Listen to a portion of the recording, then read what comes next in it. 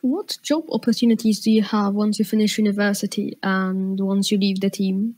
I think at a space team, it's not like too coupled on you want to go to the space sector, then you go to the space team, and then you work in the space sector.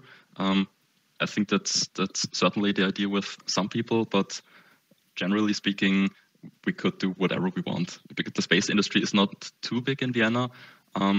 So it's not like there's this one or two obvious choices for career. I always think like in the space team, we do space projects, but it's not the main thing that you work at the space team at because the rockets are cool, but because it's just a really cool opportunity to learn stuff. And the people are cool, and we just happen to build cool rockets. But we build rockets because it's so cool that you're willing to spend your free time on it. I think that's the valuable point, because otherwise it's so much time. It has to be cool. It has to make fun.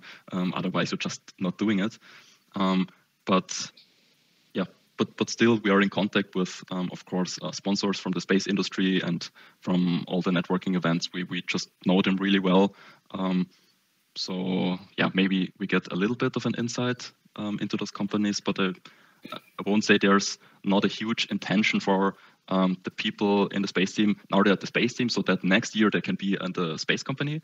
It's more like when they're finished with the space team, they might eventually study, and then maybe let's see what job opportunities in space there are. So it's not like a, how do you say it in English, like a board where you jump upon and then you get access to some contacts in the space industry. So yeah, I think there's not too much of a focus there. What are your team's goals and your active projects? Yeah, maybe we start with Lamarr. George, what's the goal of Lamarr? Well, the goal is to participate at the EuRoC 2023 in the 9-kilometer liquids category. And of this project in particular, there is also a major intention is that we way better documentation than on the last project. Team building is very important to this project in particular. 9-kilometer liquids rocket. We would like that the rocket is below 25 kilogram wet.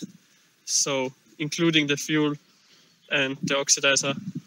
But yeah, that's not a deal breaker if we can't do it, but that would be great. And yeah, from the rest, as I said, there are a lot of projects. For example, the Hound, where we want to reach 100 kilometers with a solid rocket. But it's not like the idea, we want to reach it someday, but we already built the rocket that might be capable of doing that. We launched it for the first time 4 years ago. Then it was Corona and there were some years break. But this September, we are again in America in the Blackrock Desert, where we try to reach 100 kilometers. Also, our Cubesat should launch to space next year with ESA Aerospace. Then, as I said, we built a hydrogen plane. Like it's more of a drone, like 2-meter wingspan. It flies on hydrogen and should be capable of crossing Austria. So we've got a route through the country, which is about 400 kilometers, and with 360-degree camera, live stream, and so on, like the stretch goals. The goal for the space team itself is to foster curiosity in space. We just try to give students the opportunity to work on really great projects so that they can grow on their technical knowledge, but also their as a person. And as long as we achieve that, yeah, we use our projects to accomplish that.